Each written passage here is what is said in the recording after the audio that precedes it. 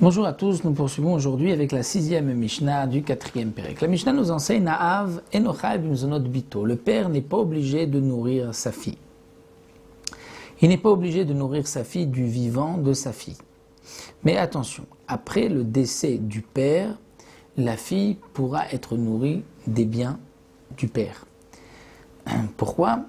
Parce que ça fait partie des conditions des Tnaim Ktuba. Un homme s'engage que s'il a une fille, elle sera nourrie de ses biens jusqu'à son mariage. Donc ce que la Mishnah nous dit, un homme n'est pas obligé de nourrir sa fille, en vérité c'est pas seulement sa fille, précise Barthénora, même son fils. Un homme n'est pas obligé de nourrir ses enfants lorsqu'ils sont petits.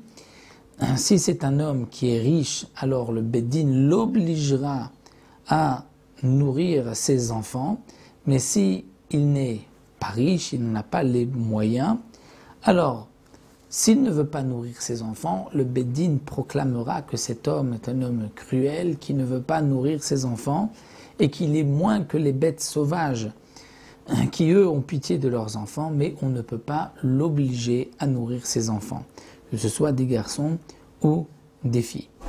Donc ça c'est lorsque les enfants ont plus de 6 ans. Mais jusqu'à l'âge de 6 ans, le Beddin obligera un père à nourrir ses enfants, qu'ils soient garçons ou filles. Donc dans cette Mishnah, nous voyons d'abord, jusqu'à l'âge de 6 ans, un homme est obligé de nourrir ses enfants. Après 6 ans, il n'est pas obligé de les nourrir. S'il est riche, le Beddin l'obligera à donner de l'argent. S'il n'est pas riche, il n'a pas les possibilités, le Beddin va lui faire honte en public et dire que c'est un homme méchant et cruel, mais le père n'est pas obligé, on ne peut pas l'obliger à nourrir ses enfants de son vivant. Après son décès, les filles seront nourries des biens du père. Zemidrash darash Rabbi Elazar ben Azareh fnei Chachamim bekerem beyavne, c'est ce que Rabbi Elazar ben Azareh avait enseigné devant les Chachamim bekerem beyavne, c'est-à-dire comme ces rangées de vignes, puisque dans le Beddin de Yavne, ils étaient ainsi installés, en rangées. Abanim yirashuv, abanot izonu. Lorsqu'un homme décède, les garçons vont hériter des biens du père et les filles vont être nourries par les biens du père.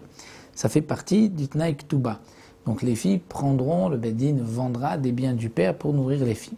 Ma abanim enan yurshim l'alcha mitata, vavbanot enan nizot l'alcha mitata vie. Mais de la même manière que les garçons ne pourront hériter qu'après le décès du père, donc les filles aussi ne seront nourries qu'après le décès du père, mais pas avant le décès du père. Donc comme nous l'avons vu dans cette Mishnah, que le père n'a pas l'obligation après 6 ans de nourrir sa fille, mais après son décès, Tnaï Ktuba, la fille pourra prendre de l'argent, des biens de son père, le Beddin vendra pour qu'elle puisse être nourrie et pour les besoins de sa fille.